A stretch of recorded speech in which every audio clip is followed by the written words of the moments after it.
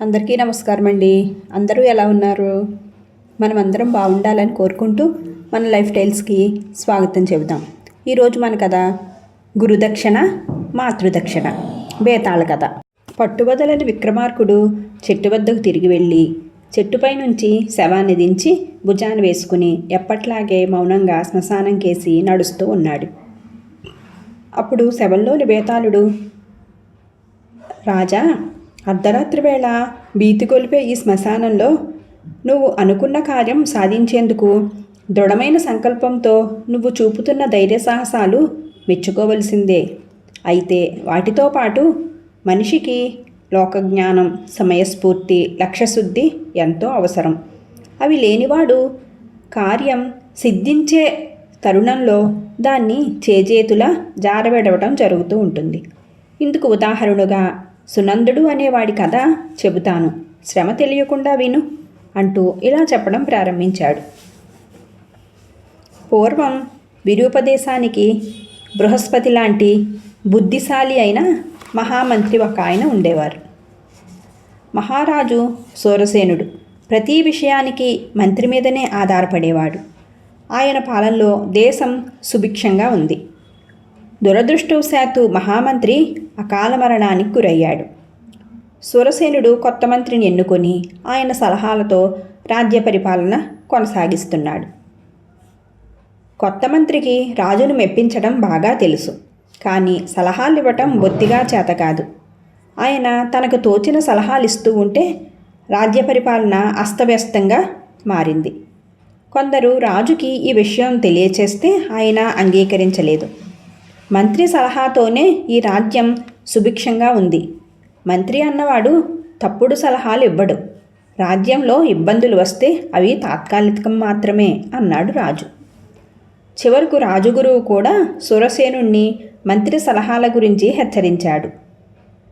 అందుకు రాజు నవ్వి, గురువర్య, తమకు దైవ కార్యాల గురించి తెలిసినట్లుగా రాజకార్యాల గురించి తెలియదు. పాత మంత్రి సలహాలను కూడా మొదట్లో కొందరు తప్పుగా అర్థం చేసుకున్నారు. కొత్త మంత్రి సలహాల గొప్పతనం కొద్ది కాలంలోనే అందరికీ అర్థమవుతుంది అన్నాడు. అందుకు రాజగురువు ఏమీ సమాధానం చెప్పలేక పాత మంత్రి ఇంటికి వెళ్ళాడు. పాత మంత్రి భార్య ఆయనకు నమస్కరించి కూర్చోవటానికి ఆసనం చూపించి, రాజగురువు ఆమెను ఆశీర్వదించి, అమ్మాయి, మహారాజు సూరసేనుడు నీ భర్త వల్ల బాగా ప్రభావితుడయ్యాడు. మంత్రులందరూ ప్రతిభావంతులేనని ఆయన నమ్ముతున్నాడు. కానీ నీ భర్త మంత్రి స్థానాన్ని ఇప్పుడు ఇంకొక అసమర్థుడు ఆక్రమించాడు. వాడు తన తప్పుడు సలహాలతో దేశానికి హాని కలిగిస్తున్నాడు. మెచ్చుకోలు కబుర్లతో రాజును మెప్పించి తన స్థానం పటిష్టం చేసుకున్నాడు. కేవలం మంత్రి సలహాలపైనే ఆధారపడటం ఏ రాజుకు మంచిది కాదని సూరసేనుడు గ్రహించలేకపోతూ ఉన్నాడు. ప్రస్తుతానికి మనం చేయగలిగింది ఏమీ లేదు. కానీ నువ్వు దేశానికి ఒక ఉపకారం చెయ్యాలి. నీ కుమారుడు సునందుడిప్పుడు 10 ఏళ్ల వయసువాడు కదా. చండకారణ్యంలోని వితండుడి గురుకులానికి వాణ్ణి పంపించు. వితండుడు నీ కుమారుణ్ణి విచక్షణాజ్ఞానం గల మహామంత్రిగా తీర్చిదిద్దుతాడు. నీ కుమారుడు విద్య ముగించుకుని తిరిగి వచ్చే వరకు మన దేశానికి మోక్షం రాదు అన్నాడు. పాత మంత్రి భార్య అందుకు సరేనని అలాగే చేసింది. 10 ఏళ్ల వయసులోనే సునందుడు తల్లిని విడిచి చండకారణ్యం చేరుకున్నాడు. అక్కడ వితండుడు వాణ్ణి చూసి విషయం అడిగి తెలుసుకుని, గురుకులానికి జ్ఞానం సముపార్జించటం కోసం రావాలి. మంత్రి పదవిని ఆశించి రాకూడదు. అయినా నీకింకా పదవి గురించి ఆలోచించే వయసు రాలేదు అన్నాడు. సునందుడు వితండుడికి నమస్కరించి, గురువర్య, నా తండ్రి మంచి సలహాలతో మహారాజుకు సహాయపడిన మాట నిజం. ఆ విధంగా దేశానికి ఉపకారం జరిగింది. కానీ నా తండ్రి కారణంగా రాజుకు మంత్రి సలహాలన్నీ మంచి సలహాలేనన్న దురభిప్రాయం కలిగింది. అది తొలగించాల్సిన బాధ్యత నాది. సమర్థుడైన మంత్రి రాజులో విచక్షణా జ్ఞానాన్ని పెంచుతాడు తప్ప అన్నిటికీ తనపై ఆధారపడేలా చెయ్యడు. నా తండ్రి చేసిన తప్పును సవరించడం కోసమే నేను తమ వద్దకు వచ్చాను అన్నాడు. వితండుడు సునందుణ్ణి దీవించి, నీలో గొప్ప తేజస్సు ఉంది. నీ మాటలు వయసుకు మించిన తెలివిని తెలియచేస్తున్నాయి. నిన్ను సకల శాస్త్ర పారంగతుణ్ణి చేసి నా తర్వాత ఈ గురుకులాన్ని నీకే అప్పగించాలని అనిపిస్తుంది. అయితే నీ అభిప్రాయం కూడా న్యాయమైనదే. కానీ ఒక్క విషయం గుర్తుంచుకో, కేవలం ఉద్యోగం పదవిని ఆశించి చదివేవాడు జీవితంలో ఎందుకు పనికి రాకుండా పోతాడు అన్నాడు. సునందుడు వినయంగా తల వంచి ఊరుకొని ఆ రోజే విద్యాభ్యాసం ప్రారంభించాడు. వితండుడు వాడికి అన్నీ నేర్పుతూనే రాజరికం, మంత్రాంగాల గురించి కూడా వివరిస్తూ ఉండేవాడు. ఆ విధంగా 3 సంవత్సరాలు గడిచేసరికి వాడు తనకంటే ముందు చేరిన వారిని కూడా అధిగమించి గురుకులంలో ప్రథముడుగా నిలిచాడు. ఒక రోజున వితండుడు శిష్యులందరినీ సమావేశపరిచి, మీలో రమాకాంతుడు ఎందుకు కొరగానివాడిగా గుర్తించాను. ఇన్నేళ్ల నా శిక్షణ వాడి విషయంలో వృధా అయిందని నాకెంతో బాధగా ఉంది. మీలో ఎవరైనా వాడి బాధ్యతను స్వీకరించి వాడి మెదడులో రవ్వంత జ్ఞానాన్ని ప్రవేశపెట్టినా నాకు చాలా సంతోషం. అలా చేసిన వాడికి నా తదనంతరం గురుకులం అప్పచెబుతాను అన్నాడు. ఆ మాట వింటూనే రమాకాంతుడు కోపంగా లేచి, నా సాటివారి చేత పాఠాలు చెప్పించుకునేందుకు నేనిక్కడికి రాలేదు. నలుగురు ముందు నా గురువే నన్ను ఇలా అవమానించాక నేనిక్కడ ఉండవలసిన పని లేదు అని వెళ్ళిపోయాడు. అప్పుడు వితండుడు నిట్టూర్చి, రమాకాంతుడికి మంత్రి కావాలన్న కోరిక బలంగా ఉంది. అందువల్ల వాడికి ఏ విద్య అబ్బటం లేదు అన్నాడు. మరొక 2 సంవత్సరాలకి సునందుడి విద్యాభ్యాసం పూర్తయింది. వాడు వితండుణ్ణి గురుదక్షిణగా ఏం కావాలని అడిగాడు. నువ్వు నా గురుకులాన్ని నడుపుతానంటే అదే నాకు గురుదక్షిణ అన్నాడు వితండుడు. గురువర్య, గురువు కంటే ప్రథమ స్థానం తల్లిదని సర్వశాస్త్రాలు ఘోషిస్తున్నాయి. మాతృదక్షిణను కాదని గురుదక్షిణను ఇమ్మని తమరు ఆదేశిస్తే అలాగే చేస్తాను అన్నాడు సునందుడు. వితండుడు సునందుణ్ణి ఆశీర్వదించి, 15 ఏళ్ల వయసుకే ఇంత వాడివయ్యావు. నీ జ్ఞానం ఒక రాజభవనానికి, నీ తెలివి ఒక రాజుకు పరిమితం కావటం ఇష్టం లేక అలా అన్నాను. నీ మనసుకు తోచినది ఏది అనిపిస్తే అదే చెయ్యి. అదే నాకు గురుదక్షిణ. వెళ్ళిరా నాయనా అన్నాడు.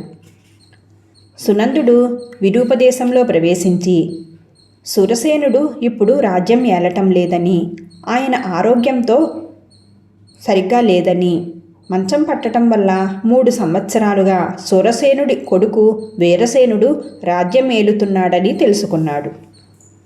వీరసేనుడు గొప్ప అహంకారి. అన్నీ తనకే తెలుసు అనుకుంటాడు. తనకు సలహా ఇవ్వటానికి కాకుండా తను చెప్పింది అవుననటానికి మాత్రమే మంత్రి కావాలి అతడికి. తన తండ్రి సురసేనుడిని మెప్పించిన మంత్రి అసమర్థుడని అంతా అనటం వల్ల కొత్త మంత్రి కోసం ప్రకటన చేశాడు.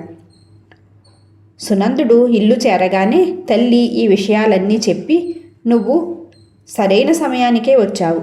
రేపే వీరసేనుడు కొత్త మంత్రిని ఎన్నుకోబోతున్నాడు. నువ్వు ఆయనకు మంత్రివై తండ్రిని మించిన తనయుడని అనిపించుకోవాలి అని చెప్పింది తల్లి. దురదృష్టం కొద్దీ ఆ రాత్రే సునందుడికి ఒళ్ళు తెలియని జ్వరం వచ్చింది. అది తగ్గి వాడు మామూలు మనిషి కావటానికి వారం రోజులు పట్టింది. అప్పుడు రాజగురువు వచ్చి వాడిని కలుసుకుని, నాయనా, కొత్త మంత్రి ఎన్నిక అయిపోయింది. నువ్వు వచ్చినట్లుగా నాకు ఆలస్యంగా తెలిసింది. ఇప్పటికైనా సమయం మించిపోలేదు. నాతో వస్తే రాజుకు నిన్ను పరిచయం చేస్తాను. నేను చెబితే 2 మంత్రులను తీసుకోవటానికి రాజు వెనుకాడడు. ప్రస్తుతం ఉన్న పరిస్థితుల్లో దేశానికి నీ అవసరం చాలా ఉంది అని చెప్పాడు.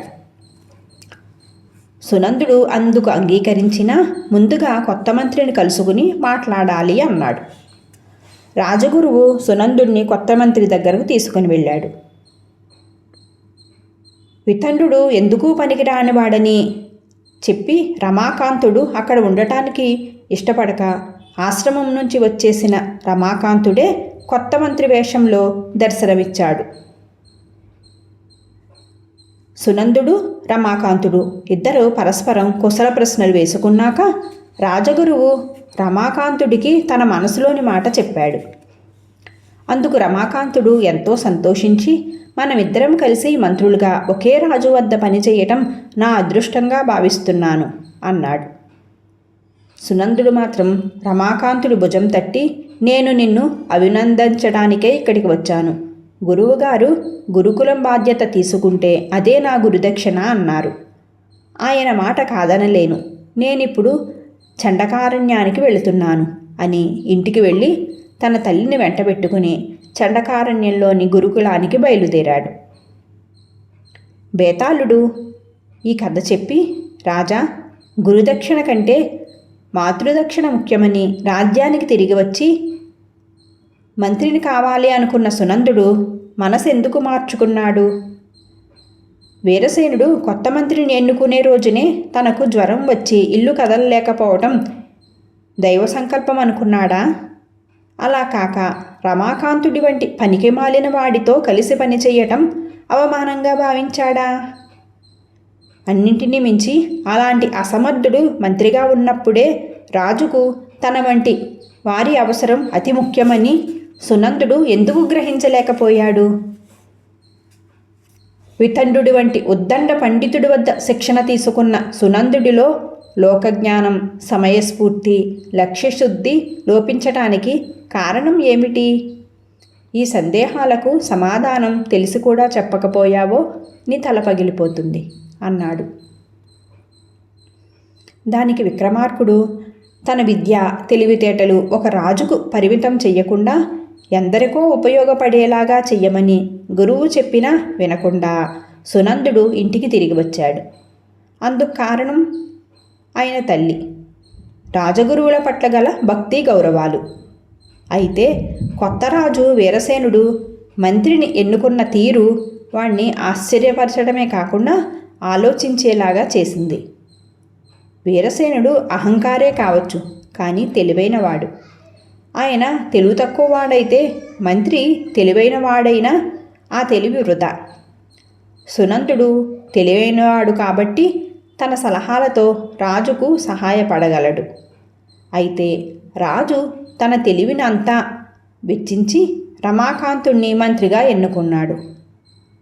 ఒక తెలివైనవాడు రమాకాంతుడు లాంటి వాణ్ణి మంత్రిగా ఎన్నుకున్నాడంటే అర్థం ఏమిటి?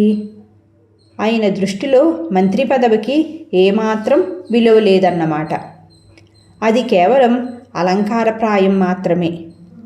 అలాంటి మంత్రి పదవి కోసం సునందుడు తన విద్యా విజ్ఞానాలను వృధా చేసుకుంటే అది మాతృదక్షిణ అనిపించుకోదు.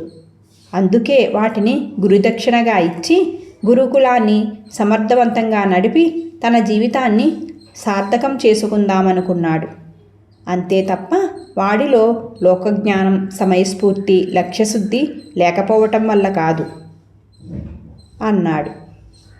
రాజుకు ఈ విధంగా మౌనభంగం కలగగానే బేతాళుడు శవంతో సహా మాయమై తిరిగి చెట్టెక్కాడు. కథ సుఖాంతం. Thank you for watching guys. Friends, మన కథను లైక్ చేయండి. మీ సలహాలు, సూచనలు కామెంట్ చేయండి. ఇంకా ఇలాంటి మరెన్నో మంచి కథల కోసం మన ఛానల్లోకి వెళ్ళి చూడండి. Thank you.